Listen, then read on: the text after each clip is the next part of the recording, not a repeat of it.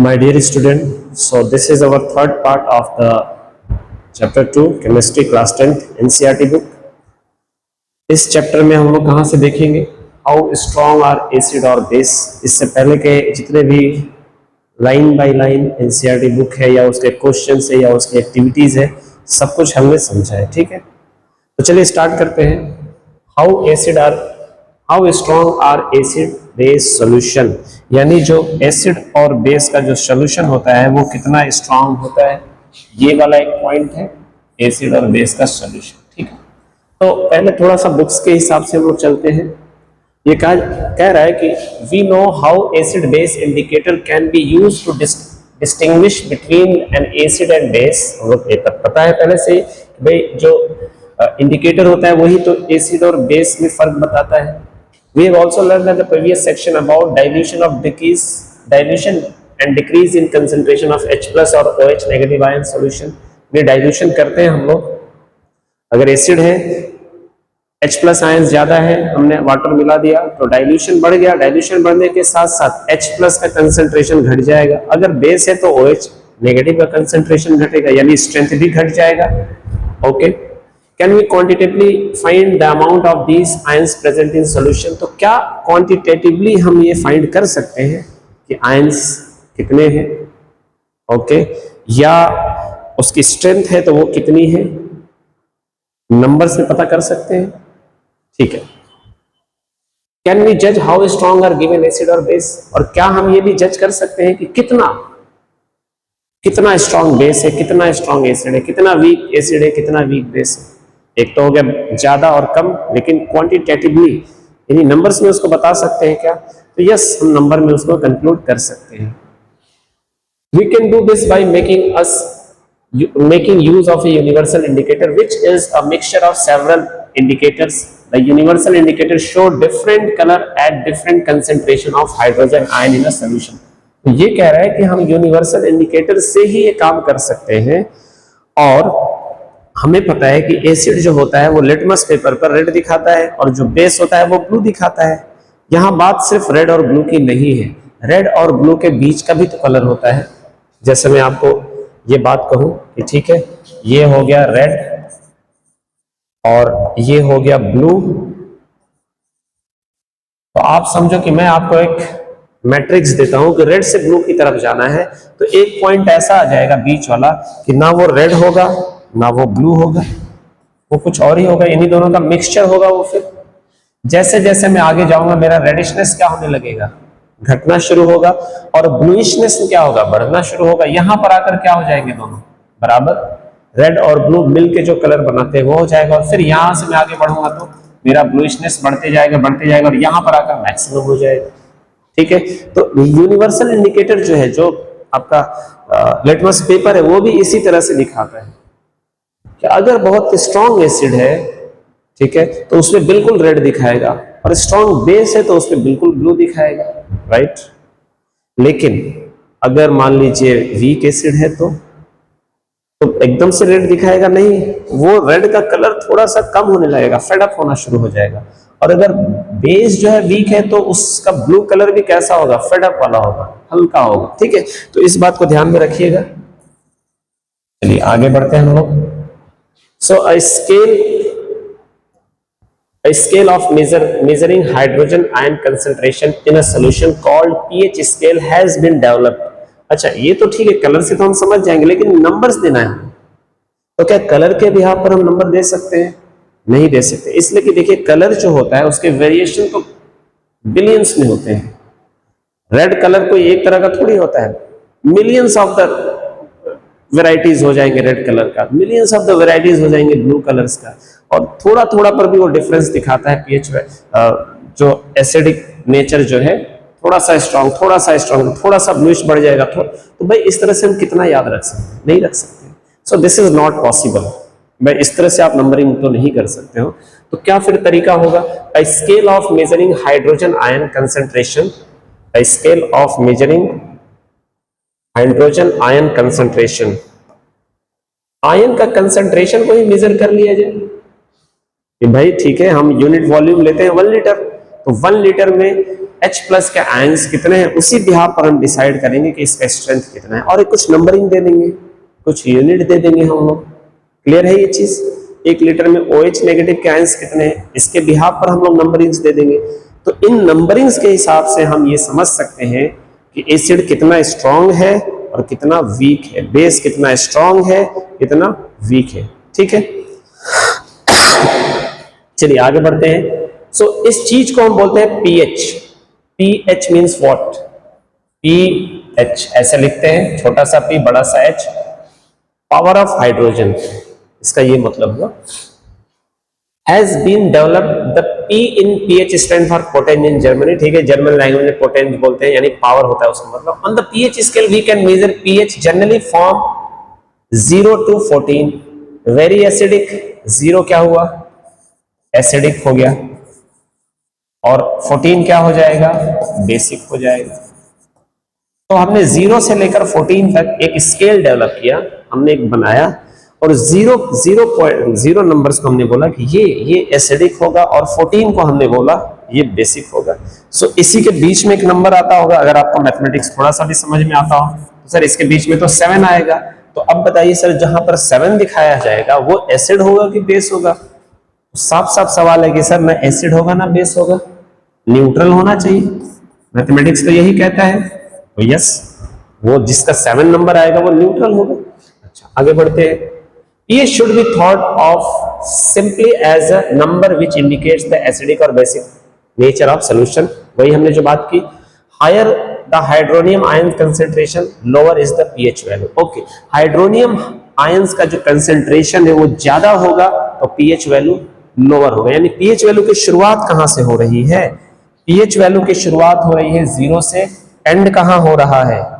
And हो रहा है 14 पर। तो बोला गया कि हायर द हाइड्रोनियम आयंस, ज्यादा हाइड्रोनियम आयंस होगा, ज्यादा H प्लस या H3O प्लस के आयंस होंगे तो उसका pH वैल्यू क्या होगा? दिस इज व्हाट pH, ये pH है, ये भी क्या है? pH है। ओके, यहां पर मैक्सिमम मैं बोलूंगा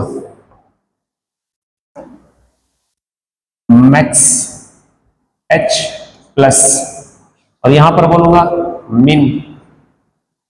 minimum H plus. Maximum H plus होगा तो 0, मिनिमम H प्लस के आयंस होंगे तो 14। ठीक है, अच्छा इसी का जरा उल्टा सोचते हैं कि सर बेस के लिए फिर क्या होगा? तो बेस के लिए होगा कि अगर 0 होगा तो मिनिमम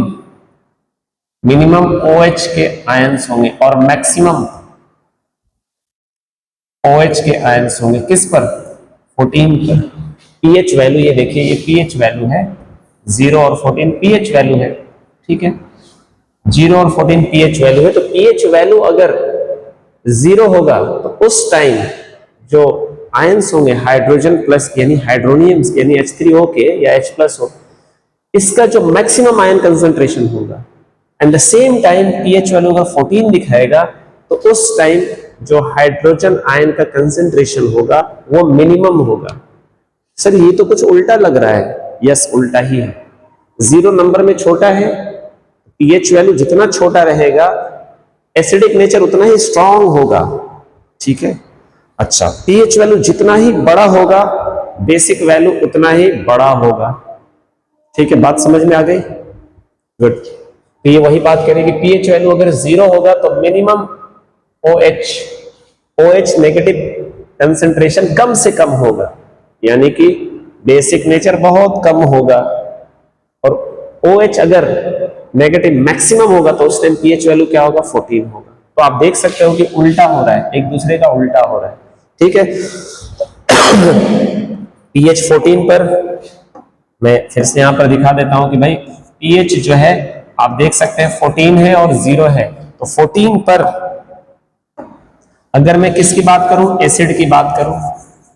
एसिड मतलब सर H प्लस आयन, इसकी बात करूं, और 0 पर भी इसकी बात करूं, इसकी H प्लस की ही, तो ये दोनों के दोनों यहां पर अलग अलग हो जाएंगे। यहां पर ये क्या होगा बेटा? 14 पर मिनिमम होगा, मिनिमम।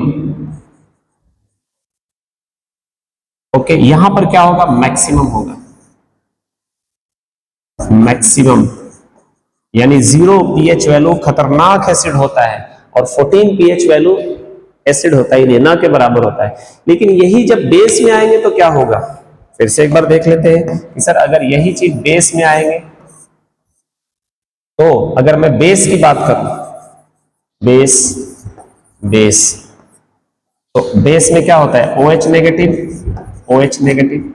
अब मुझे बताइए ये 14 पर बेस क्या होगा, मैक्सिमम होगा, मैक्सिमम। उल्टा बताया था ना मैंने, उल्टा होता है। और 0 पर बेस क्या होगा, मिनिमम होगा, मिनिमम हो जाएगा। तो ये है पीएच वैल्यू। आई बात समझ में? चलिए आगे बढ़ते हैं। Yes, on the pH scale we can measure pH generally from 0। ठीक है, ये pH should be thought of simple as a number which indicate the acidic basic. ठीक है, वही हमने बात की। ठीक है, the pH of natural solution is 7, already हम लोग समझ चुके हैं। the value less than 7, 7 से अगर 7 से कोई चीज कम होगा तो यानी वो 0 की तरफ आएगा, यानी वो एसिडिक होगा, और 7 से बड़ा होगा तो वो बेसिक। यानी देखिए फिर से अगर मैं बात करूं तो 0, 7, 14 ये है एसिडिक, ये है बेसिक यानी बेसिक नेचर, और ये है neutral, neutral.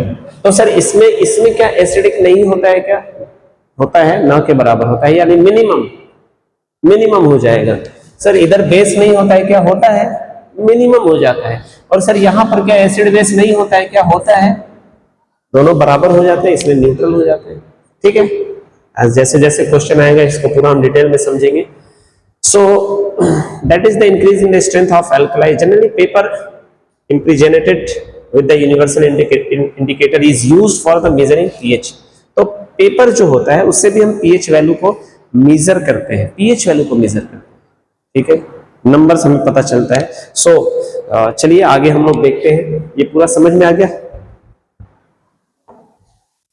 Okay, so now come to this line. Yes, इस लाइन में हमसे पूछा गया है एक्टिविटी 2.1, पूछा गया test the pH value of solution given in table 2.2।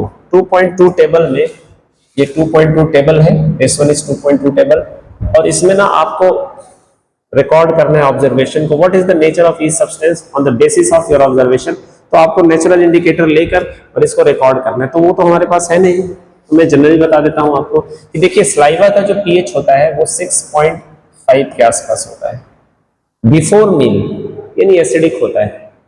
Saliva after मील ये 6.5 से 7 के बीच में होता है, यानी स्लाइटली ये एसिडिक ही होता है, बट अप्रोक्सीमेटली न्यूट्रल के करीब आ जाता है। ठीक, लेमन जूस, लेमन जूस आप समझ जाइए 3 pH वैल्यू। अच्छा 3 pH वैल्यू है और ये 6.5 to 7 है, ये 6.5 to 7 है, या ये 6.5 है, तो कौन ज्यादा है, स्ट्रेंथ किसका ज्यादा है, इसका 3 का, क्योंकि हमने पढ़ा था 0 मिनिमम नंबर है ना, कम से कम नंबर है ना, लेकिन उसका पीएच वैल्यू उतना स्ट्रॉन्ग, 1 पे जाएंगे तो कम होना शुरू हो जाएगा। ये 3 का बहुत ज्यादा है पीएच, नंबर में कम है। कलरलेस एरेटेड ड्रिंक्स, यानी वो जो ड्रिंक्स वगैरह पीते हैं सॉफ्ट ड्रिंक्स, वो भी एसिडिक होता है, तो इसका भी 3.5 के आसपास हो जाता है। कैरेट जूस अगेन 6 या 6.5 या 8 जो भी मान लीजिए। कॉफी 4 हो जाता है। टोमेटो जूस ये 3.5 हो जाता है। टैप वाटर 7 हो गया। ये sodium hydroxide, sodium hydroxide base है, ये बेस है तो इसका 14 हो जाएगा। और HCl ये एसिड है तो इसका 0 हो जाएगा। ठीक है, यहां तक क्लियर है? अब अगला भरते हैं, अप्रोक्सीमेट पीएच वैल्यू। अच्छा ये कलर, पीएच वैल्यू की जगह पे हमने कलर भर दिया और इसकी जगह पर ये भर दिया, तो कोई बात नहीं, हम लोग इसको, अब देखो जो एसिडिक होगा उसको हम क्या बोलेंगे, रेड, यानी 7 से जो लेस होगा उसको क्या बोलेंगे, red, red, red, red, red, again red, ये भी रेड। जो 14 है उसको क्या बोलेंगे, ब्लू, ये ब्लू हो गया। और 7 टैप वाटर, इस पर, इसमें जब मैं डालूंगा जिस कलर का डालूंगा वही कलर निकलेगा।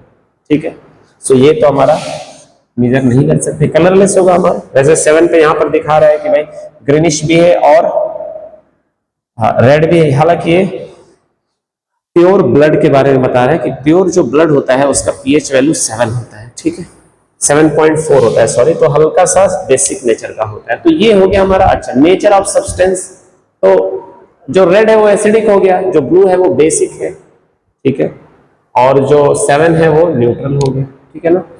तो अप्रोक्सीमेट पीएच वैल्यू हो गया, कलर ऑफ पीएच और नेचर ऑफ सब्सटेंस। तो सारा रेड वाला यहां से यहां तक ये रेड है,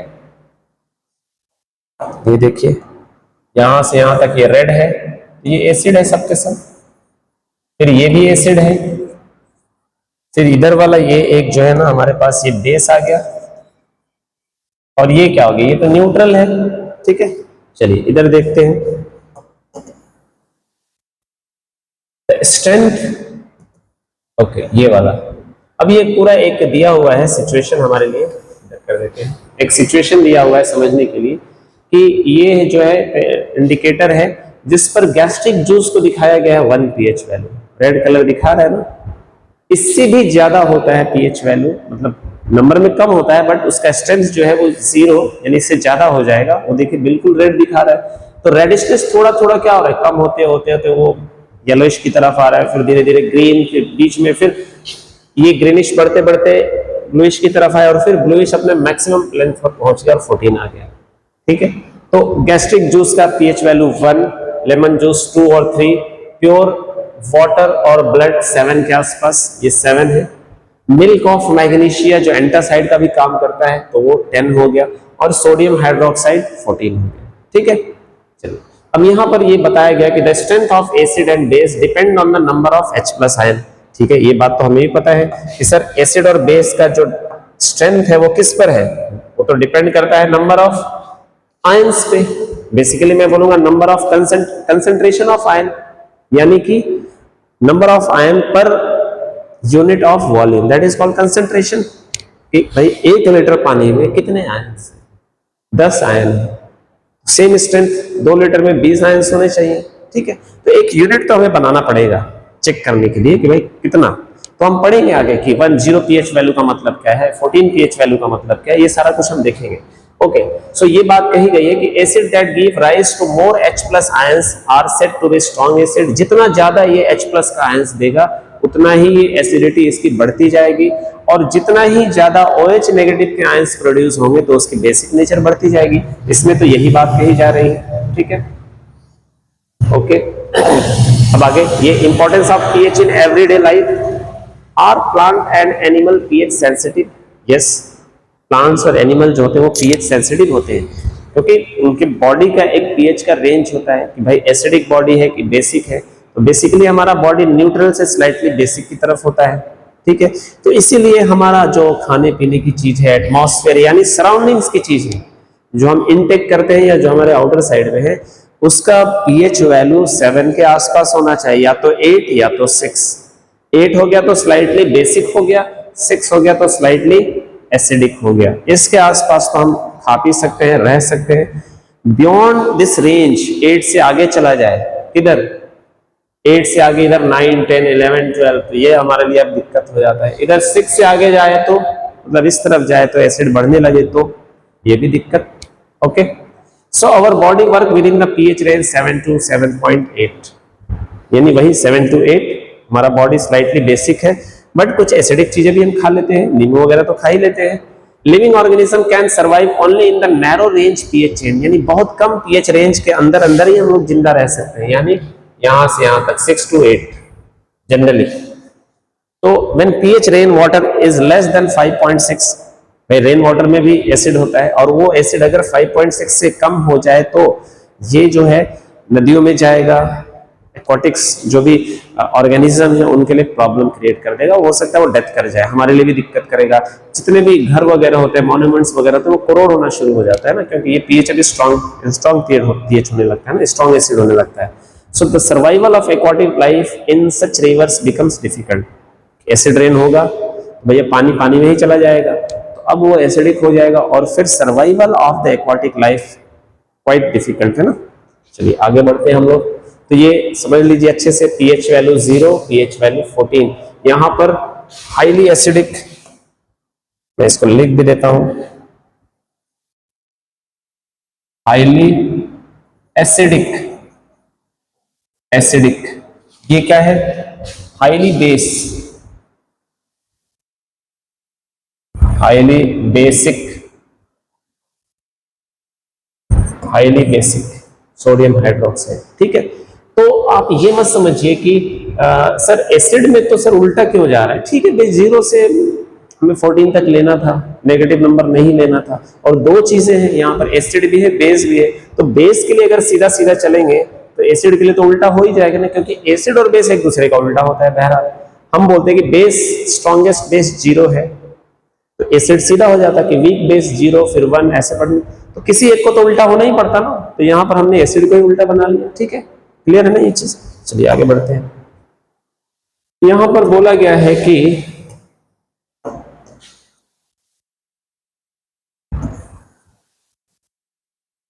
okay, the atmosphere of Venus is made up of thick white yellowish cloud. ठीक है, sulphuric acid, do you think that life can exist on this planet? भाई जो वीनस हमारा एक प्लैनेट है, वहां पर जो एटमॉस्फेयर है वो सल्फ्यूरिक एसिड का है। सल्फ्यूरिक एसिड का पीएच वैल्यू 0 के आसपास होता है, 0 और 1 के आसपास होता है। तो क्या उस पीएच वैल्यू पर लाइफ पॉसिबल है? तो जनरली बोलूंगा नहीं पॉसिबल है, क्योंकि हम जो लाइफ को समझते हैं तो हमें ये लगता है कि भाई वो तो पीएच रेंज 6 to 8 में ही वो सरवाइव कर सकता है। वो कहाँ 0 पे पहुंच गया, पीएच वैल्यू 0 पे कहाँ सरवाइव कर पाएंगे हम लोग, हमारा बॉडी वैसा नहीं है।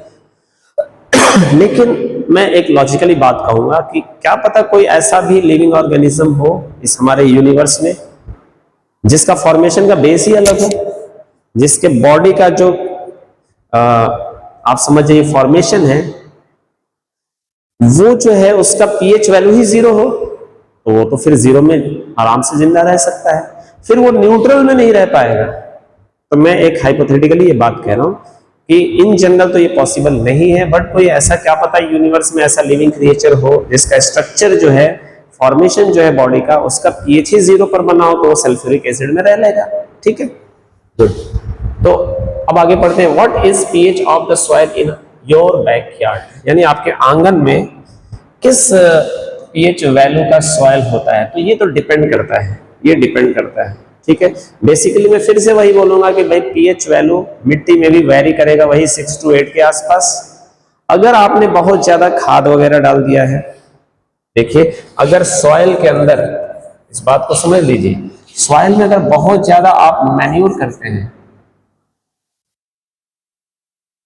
खाद में बहुत ज्यादा आप खाद वगैरह डाल देते हैं या फर्टिलाइजर डाल देते हैं, फर्टिलाइजर ये दोनों एक ही चीज है, ये ऑर्गेनिक है ये इनऑर्गेनिक है, तो ये जो सॉइल है ना ये कन्वर्ट हो जाता है एसिडिक में।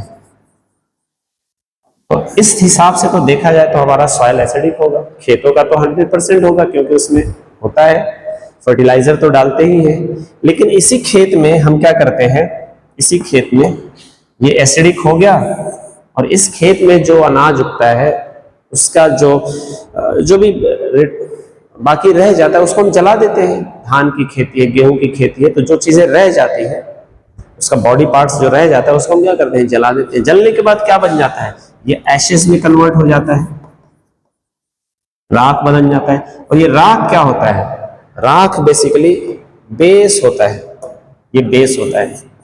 तो अब मुझे बताइएगा, ये पहले एसिडिक था, ग्राउंड खाद वगैरह डाल के एसिडिक हो गया था, जो बॉडी पार्ट्स बच गया प्लांट का वो हमने उसको जला दिया, वो बेस बन गया, जमीन पे आ गया। अब ये दोनों मिल गए तो फिर से हमारा जमीन कैसा हो गया, न्यूट्रल, न्यूट्रल हो गया।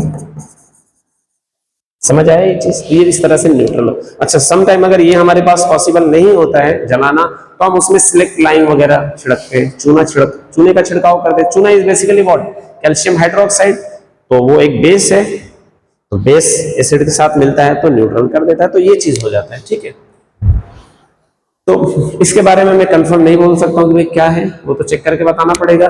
ठीक है, so now come to the activity number 2.12, put about 2 gram soil in test tube. Okay, ठीक है, filter content, collect filtrate. What you can conclude about the ideal soil pH of growth of the plants in your region. मतलब ये कह रहा है कि वही बात करके देखिए, मिट्टी लीजिए, उसमें पानी डालिए, शेक करिए और चेक करिए उसका पीएच वैल्यू। तो ठीक है, वो तो जो आएगा वो आएगा, जो होगा वो आ जाएगा। लेकिन बोला जा रहा है कि what can you conclude about the ideal soil pH for the growth of plants in your region. भाई आइडियल मिट्टी क्या होगा आपके रीजन में जो प्लांट होता है उसके लिए आइडियल चीजें क्या होगी, आइडियल पीएच वैल्यू क्या होगा, तो 7 से अबव ही होगा। या हो सकता है कुछ ऐसे प्लांट की खेती आप करते हो जिसका पीएच वैल्यू जो एसिडिक मिट्टी चाहिए उसको, ठीक है, तो एसिडिक उसके लिए आइडियल होगा। कुछ ऐसे हैं जिसके बेसिक चाहिए तो बेसिक उसके लिए आइडियल होगा, ठीक है, ये तो डिपेंड ऑन है ना। चलिए नेक्स्ट है हमारा पीएच इन डाइजेस्टिव सिस्टम। हमारे डाइजेस्टिव सिस्टम में आपको पता होना चाहिए कि पीएच का बहुत बड़ा रोल होता है ना। हमारे डाइजेस्टिव सिस्टम में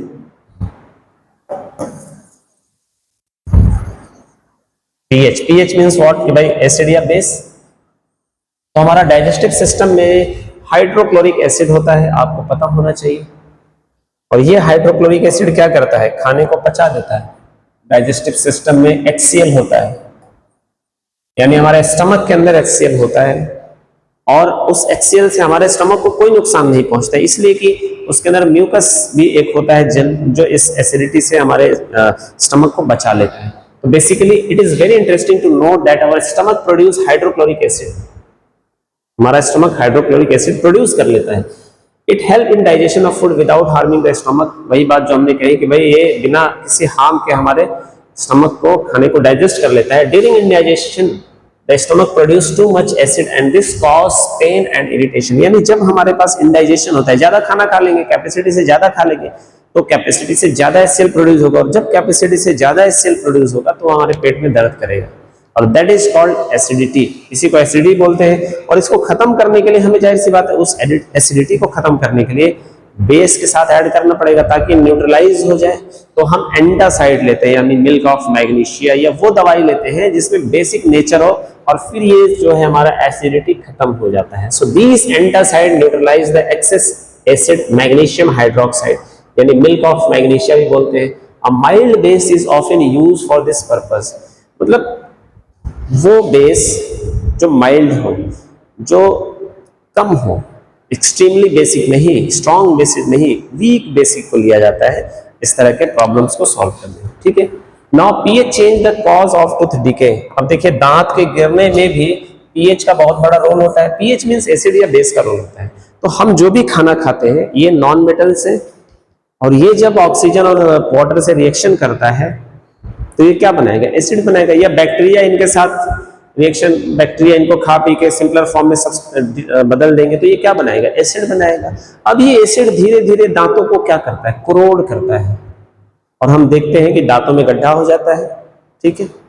बैक्टीरिया क्या करता है, हम जो शुगर पार्टिकल्स खाते हैं, जो भी खाना खाते हैं, बैक्टीरिया उसके सिंपलर फॉर्म में सब बदल देता है और वो एसिड प्रोड्यूस करता है, और इससे हमारे दांतें कोरोड हो जाती है। तो यही बातें इसमें बताई गई है। और ये जो हमारा दांत है ये कैल्शियम हाइड्रोक्साइड से बनता है, यानी कि कैल्शियम फॉस्फेट से बनता है, ठीक है। आप कैल्शियम सल्फेट जानते हैं, कैल्शियम फॉस्फेट, सल्फेट्स में S है तो फॉस्फेट में क्या हो जाएगा, ये देखिए कैल्शियम सल्फेट, ये तो आपको पता है कैल्शियम सल्फेट, ठीक है, ये तो पता है। तो फॉस्फेट क्या हो जाएगा, कैल्शियम PSO4 होता है ना, ये SO4 होता है, तो POH ऐसे हो जाएगा, ये कैल्शियम फॉस्फेट हो जाएगा। एनीवे उसकी बहस नहीं है। सो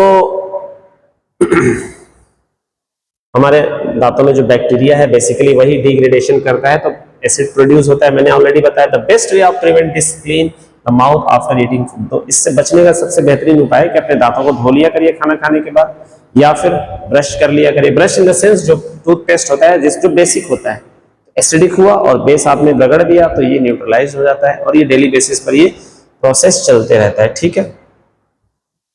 और टूथ डिके कैसे होता है, वही ज्यादा एसिड हो जाएगा तो जाहिर सी बात है ज्यादा कोरोजन होगा तो दांत टूट ही जाएगा। अगला है self defence bye animal and plant through chemical warfare.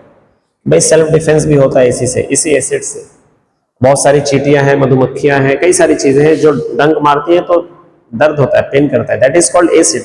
They put inside in your body, inject acid in your body. तो अब उससे बचने के लिए हम क्या करते हैं, बेकिंग सोडा का लेप लगा देते हैं, चूना लगा देते हैं, ये सारी चीजें हम लोग करते हैं ताकि वो एसिड है ये बेस है न्यूट्रलाइज हो जाए, है ना। तो इसमें जो है ना यही बात कही जा रही है। अच्छा, एक और इसमें बोला गया, एक कुछ ऐसे पेड़ भी होते हैं, नेटल, नेटल एक पौधे का नाम है जिसके लीव्स जो है ना वो आदमी के हाथों को अट्रैक्ट करता है और चुभ जाता है, तो उसमें भी वही एसिड होता है, एथेनोइक एसिड होता है, सॉरी मिथेनोइक एसिड होता है, जो थोड़ी देर के लिए पेन हमें देता है।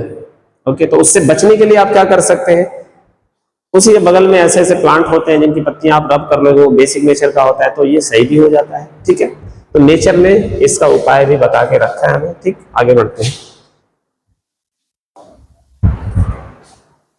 ठीक है,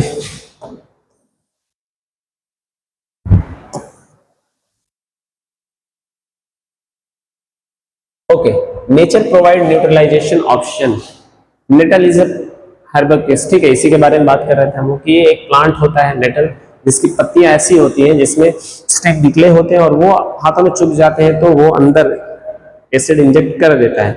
अब जब ये करता है तो जाहिर सी बात है दर्द होगा, तो एक ट्रेडिशनल रेमेडी भी होती है कि traditional remedy is rubbing the area with leaf of dog plant, कि भाई एक डॉग प्लांट होता है जो उसी के आसपास होता है, उस डॉग प्लांट का लीफ उस पर रब कर दीजिए तो ये जो है एसिडिटी खत्म हो जाती है। ठीक है, अच्छा, बोला जा रहा है कि क्या भाई इसके अलावा भी आपको कुछ नेचुरल रेमेडीज पता है? हाँ, मैं बोलूंगा चूना लगा दीजिए, मैं बोलूंगा सोडा लगा दीजिए, सोडियम हाइड्रोजन, है ना, ये बेस है, सोडियम हाइड्रोजन कार्बोनेट, ये लगा दीजिए, सोडियम हाइड्रोक्साइड लगा दीजिए, जो लगा दीजिए, जो भी बेस लगा दीजिए वो सही हो जाएगा, राइट।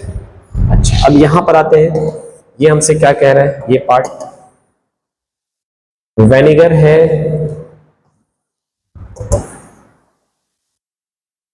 वेनिगर है, ऑरेंज है, टैमरिंड है, टोमेटो है। अब इसके बारे में दिया गया है, ठीक है, कि भाई ये क्या है, तो ये जो दिया है वही है ना, सब के सब क्या है, एसिड है, all are the acid, acetic acid, orange जो है citric acid, tamarind tartaric acid, tomato oxalic acid, सब एसिड, और ये सब के सब जो है वीक एसिड है, ये भी याद रखिए, ये सब के सब कैसे हैं, वीक एसिड है। और दूसरी चीज इसमें क्या है, दूसरी चीज एक और है कि ये सारे के सारे ऑर्गेनिक एसिड हैं, ऑर्गेनिक, ऑर्गेनिक भी है, ऑर्गेनिक एसिड है और वीक है, बेसिकली ऑर्गेनिक एसिड वीक ही होता है। फिर sour milk curd, lactic acid and citric acid, lemon, methanoic acid. अब ये जो है ये हालांकि वीक होता है, ये वीक ही है, वीक एसिड, लेकिन वीक होने के साथ साथ ये इनऑर्गेनिक है। ओके, नो, ये भी ऑर्गेनिक है, ये भी सॉरी ऑर्गेनिक ही है, तो सारे के सारे वीक है और ऑर्गेनिक एसिड है, क्योंकि नेटल स्टिंग है ना, पत्ते में से आता है तो वो हमारा ऑर्गेनिक होगा। अब आते हैं हम अपने क्वेश्चन की तरफ।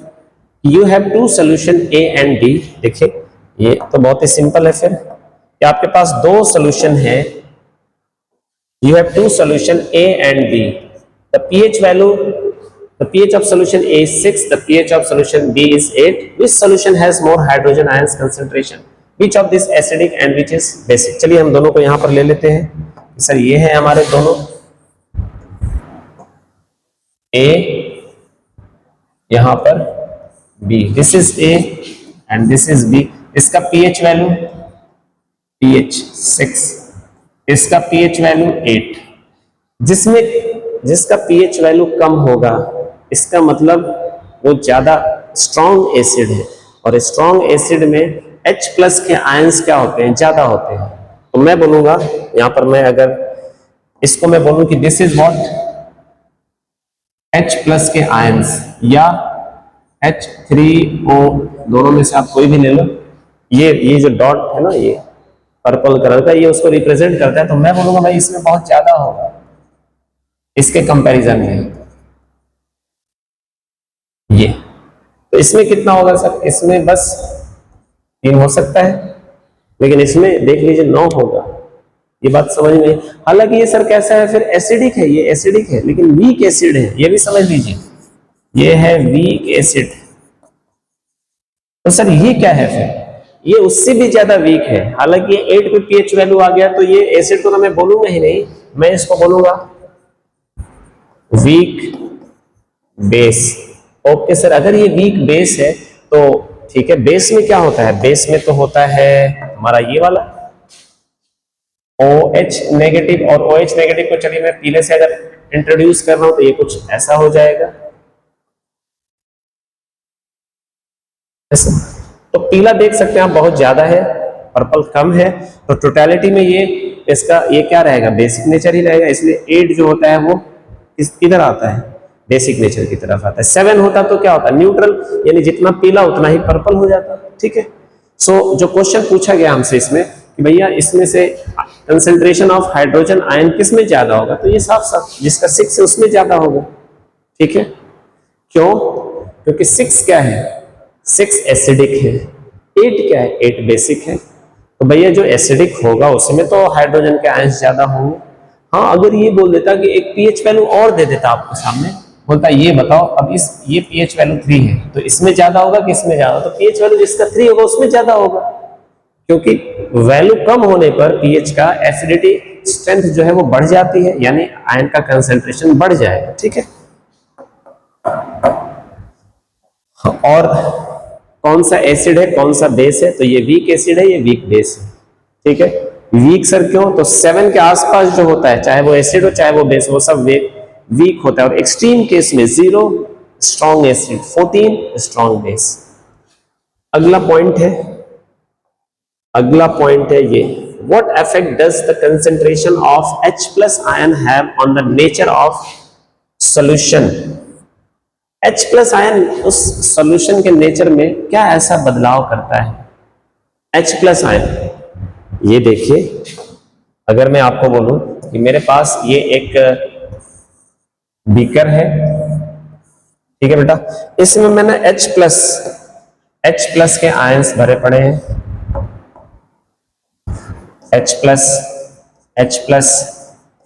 मैं बढ़ाते जा रहा हूं H+, तो मैं क्या करते जा रहा हूं बता सकता है मुझे आप?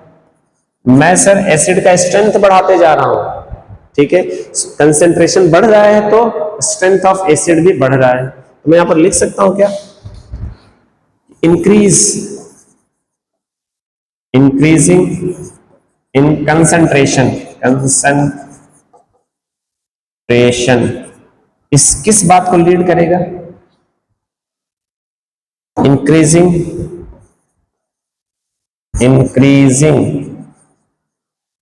एसिड स्ट्रेंथ, ये इस बात को लीड करेगा। और किस बात को लीड करेगा sir? Decreasing pH value. PH value फिर क्या होगा? डिक्रीज होगा। यहां पर लेते हैं डिक्रीज पीएच, क्योंकि पीएच जितना छोटा होगा उतना ही एसिड क्या होगा? स्ट्रांग होगा, और जितना एसिड स्ट्रांग होगा उसमें H+ के आयंस का कंसेंट्रेशन क्या होगा? ज्यादा होगा। तो यही बात हो गई हमारी कि भाई what effect does the concentration of H+ aqueous? H+ aqueous का मतलब क्या हुआ? H3O+, ये याद रखिए, H एक्वस का ये मतलब होता है H3O+ ions on the nature of solution. तो सॉल्यूशन के नेचर की एसिडिटी को क्या कर देगा? वो बढ़ा देगा, यानी पीएच वैल्यू क्या कर देगा? घटा देगा, है ना। इसमें कंफ्यूजन नहीं होना चाहिए। पीएच वैल्यू घटने का मतलब एसिड का स्ट्रेंथ बढ़ रहा है। And the last question is question number 4, ये, under what soil condition do you think a farmer would treat the soil of his field with quicklime? Quicklime means what? Calcium oxide, CaCO3. Select lime, calcium hydroxide,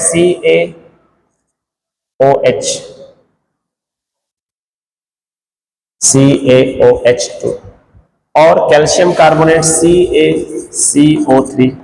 ये सारे के सारे क्या हैं? ये सारे के सारे बेस हैं। ये बेस है, ये बेस है, और कैल्शियम कार्बोनेट, ये कैल्शियम ऑक्साइड। तो कैल्शियम ऑक्साइड क्या हो जाता है? CaO होता है, कैल्शियम ऑक्साइड CaO। ये भी बेस है, ये भी बेस है, ये भी बेस है, ये सॉल्ट भी है साथ ही साथ। दिस इज व्हाट सॉल्ट, ये सॉल्ट भी है और बेस भी है। ठीक है, बेसिक सॉल्ट है ये। तो ये बेस की जरूरत कब पड़ती है? आप खुद सोचो ना, भाई किस कंडीशन में जो एक फार्मर होगा वो अपने खेत में ये चीजें डालेगा। इसका मतलब सर मान लो मैंने बेस अपने खेतों में मैं बेस डाल रहा हूं, इसको थोड़ा लॉजिकली सोचिए कि मैं अपने खेत में बेस डाल रहा हूं, मैं बेस क्यों डालूंगा, मुझे क्या जरूरत पड़ गई है? सर अगर मेरे खेत में एसिड होगा तभी तो मैं बेस डालूंगा, मेरे खेत में अगर एसिड होगा तभी तो मैं बेस डालूंगा। और किस लिए डालूंगा? ताकि ये क्या हो जाए, न्यूट्रलाइज हो जाए, ताकि ये क्या हो जाए, ताकि ये न्यूट्रलाइज हो जाए। तो ये मैं इसको न्यूट्रलाइज करने के लिए काम करूंगा, न्यूट्रलाइज। यानी मेरे खेत में अगर एसिड हो गया तभी मैं बेस मिलाऊंगा, ये सारी चीजें। सो हम लोग क्या कैसे कहेंगे, if the farmer field is highly acidic then he should have mix calcium oxide, calcium hydrogen oxide या कैल्शियम हाइड्रोक्साइड और calcium carbonate. These are the base and these base will neutralise the acidity of the farmer field. ये जो base है ये उसकी acidity को क्या करेगा, न्यूट्रलाइज कर देगा। And the field will able to any crops. Okay, तो चलिए यहां तक हो गया हमारा, ये हमने क्वेश्चन समझ लिया। ओके, अब अगला जो है हम लोग मोर अबाउट सॉल्ट, ये पार्ट 4 में समझेंगे, है ना। तब तक के लिए थैंक यू।